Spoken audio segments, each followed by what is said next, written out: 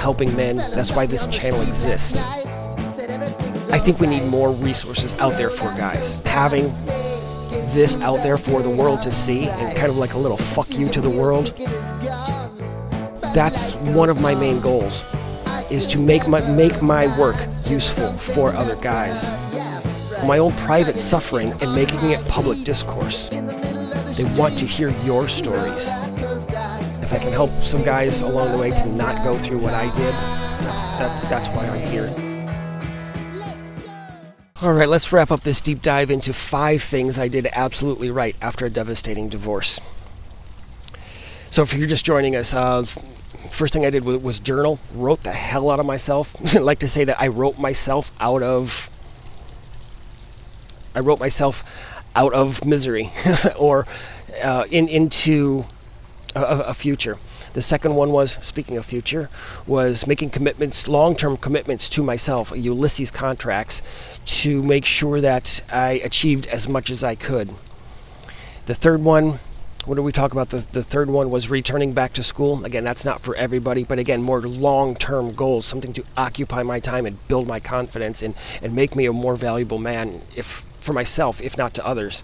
And then just in previous one, part 4, I discussed dating and why it was so beneficial for me to not date and to not get into relationships for a few years, those first few years after my divorce. So number 5 that I want to talk here about, I mentioned it in part 1, was turning all of these journal pages, these 900 handwritten journal pages, into something meaningful, something helpful for other people. And this is something that actually, it took me a while to do. Now you got to understand, I started writing those journal entries 20 years ago. And it was not until I really started to make a commitment to myself this spring to get back into men's issues and helping men. That's why this channel exists. But as a part of that process, in fact, before I started this channel, I wanted to make sure that I put all of that in print. And that's how Confessions was born. All of those 900 pages are in here, plus more, in this 500-page, it's verbatim. Every word that I wrote in those journal entries 18 to 20 years ago are in here. So everything I'm talking about, these 5 things that I've done right, it's all right here. And I wanted to make sure that I did that before I started this channel for a few different reasons. But the reason I wanted to get that book out is because I think we need more resources out there for guys. For me, for my personal, maybe even selfish parts, is I needed to feel like all of this turned out to something good.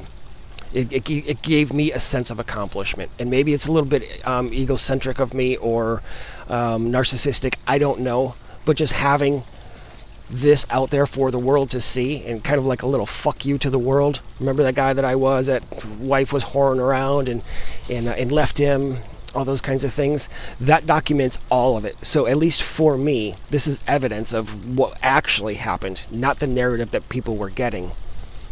So but really, I do want to make my contribution to men's efforts. If Confessions can help normalize guys' experience and give them a little bit of hope and say, holy Jesus, this dude went through this stuff. What are some ways in which I can, make different steps in my life?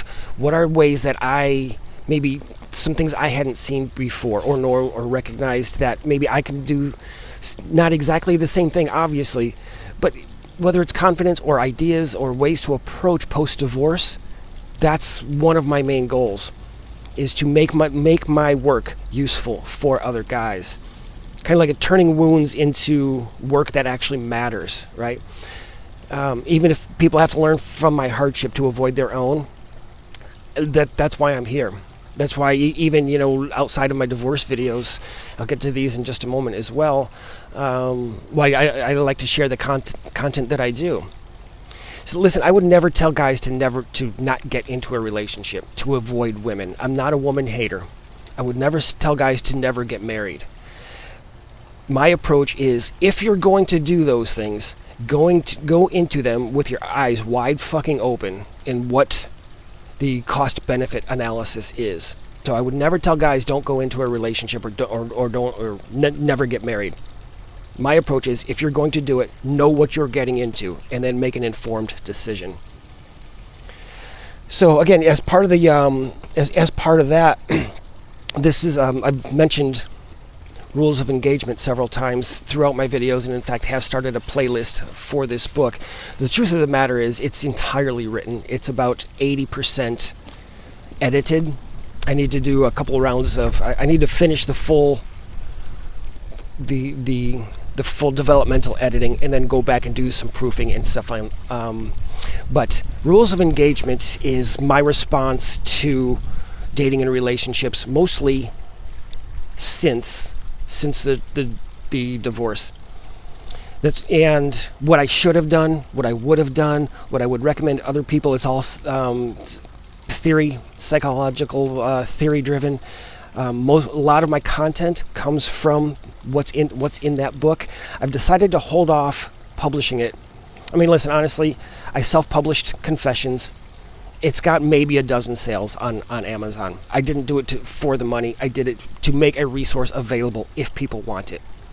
And the same thing will be true of Rules of Engagement. It'll be self-published, and whether or not it ever makes any money, which is actually highly unlikely. I'm a realist. I understand that, but at least it's a resource for guys who want it, who seek it out. But my plan for that was to get it out this fall.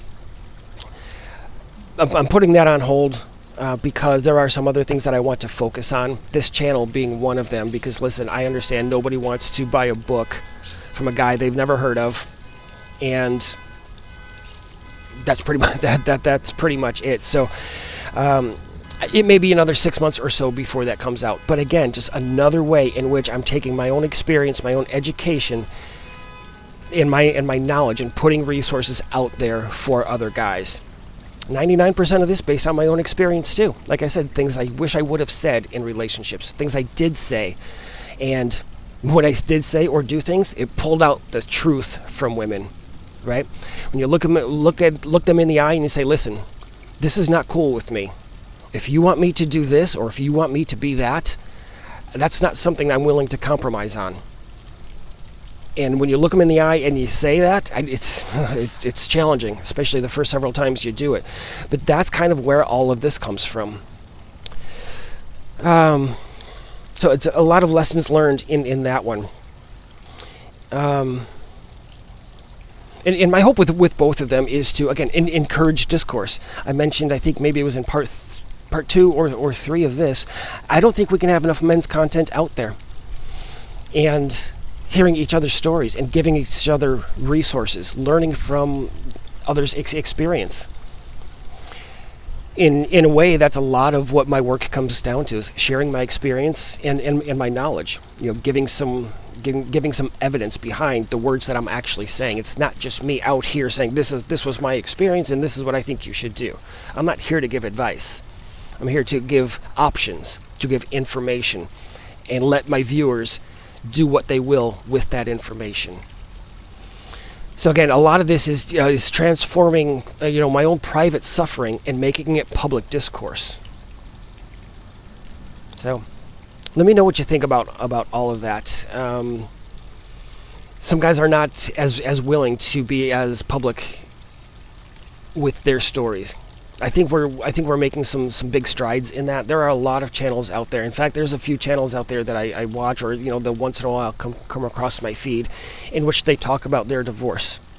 Just a guy walking down the street holding his camera with a little selfie stick, and the engagement on those is great. And I've seen several of them.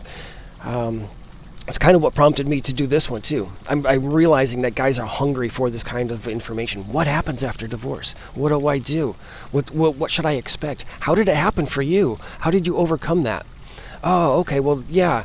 See, and those are the kinds of conversations that I think we need more and more and more of. I would love to see more of those videos online, and fewer guys just sitting in their living rooms watching the Super Bowl or baseball. in hiding, retreating into themselves. I think we need more of this content. I encourage all of you. This space, I'm not concerned about this space on, whether it's online in videos like this or people writing articles for, I don't know, some kind of online magazine or books, whatever the case might be. I am not worried about any of it becoming saturated or not having enough space. Not having enough space in the area for other people's content. I think that we've got plenty of room for it. There are guys out there that are starving for this kinds of information. They want to hear your stories. And if publishing, and listen, this shit is embarrassing. It really is. I did a lot of shit wrong. I think maybe, I can't remember if I said it in part one, but I at some point I probably should do the 5 things I did absolutely wrong after a devastating divorce. My hope with this series is to give a little bit of positive and help guys move on in a learning experience. And in a lot of ways, that's what I hope that a lot of my content is. It's not bitching and moaning about women are taking this from us and they're all gold diggers and things like that. Yeah, I realize that a lot of that stuff very well may be true. I am not impressed with the way that a lot of women handle themselves and their perceived authority online. I think it's all trash and garbage, as are the women themselves. But I'm not going to make videos that do that. In fact, I think I'm going to make a video at some point about why I do not do and I will not do reaction videos. I just simply will not react to other people's videos and offer comment on them. I'll get into that another day. I went off on just a bit of a tangent there. But yeah, all of this, get out I was talking about guys maybe being, I don't know, embarrassed, shy, whatever. They just don't know how to get their story out, and confessions being embarrassing. There's stuff in there that I would not want to sit down, I don't think, and have a one-on-one conversation or talk to a group about. But it's in the book. It's raw. It's real. It's word for word in real time. But I put it out there because even though my ego says don't do it, people might think poorly of you. The truth is of the matter is it was all real, and I'm glad that I did.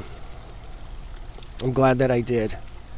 In fact, let me read this here from you. This is not a promotion for the book, but I really liked. It took me a while to come up with this line in the preface, where I wrote, "Fair warning, Confessions is a difficult read. For many, it will feel uncomfortable, even cringeworthy or humiliating, especially for those who have never lived it. Believe me, I know. I breathed every moment of shame, guilt, and consequence, whether my decisions were reckless or reasonable. But that discomfort is the point. The reality of fatherhood after divorce is that it's messy. It can't be edited.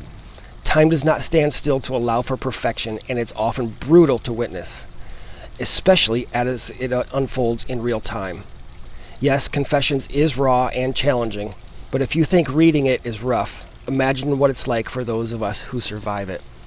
That was the conclusion of the preface. So even though, yeah, a lot of that stuff in there is embarrassing, people would say, "Oh my God, what a douchebag, what a prick. I can't believe he made that mistake. I can't believe he did that or said that thing."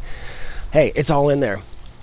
And again, like I said, the reality is time does not stop for us to make correct decisions all the time. And I know I'm starting to ramble on here a little bit, but part number 5, the number 5 thing that I did absolutely right after divorce, after a devastating divorce, was tell my story. And again, that's why this channel exists as well.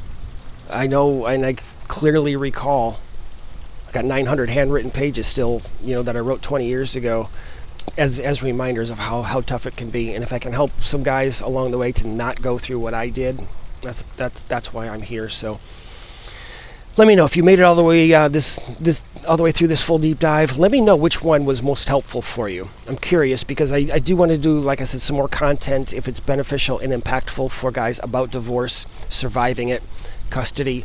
I can share more about my experiences in some of those details if it's helpful. But let me know which of the 5 resonated most with you. And if you jumped in here and you're watching only just this part 5 as its own separate part, go back and watch 1 through 4.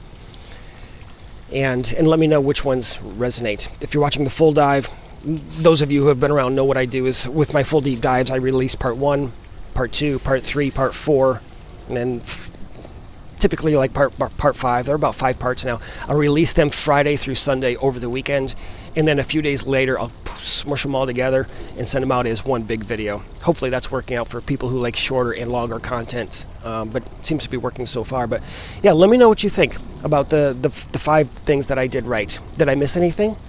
Those were the 5 that resonated most with me, and I would love to hear your stories. Send me an email. You can find ways to message me in the description. Anything I can do to help people get their stories out and to help more men through this devastating process, I'm here for you. Thanks for making it through the whole dive.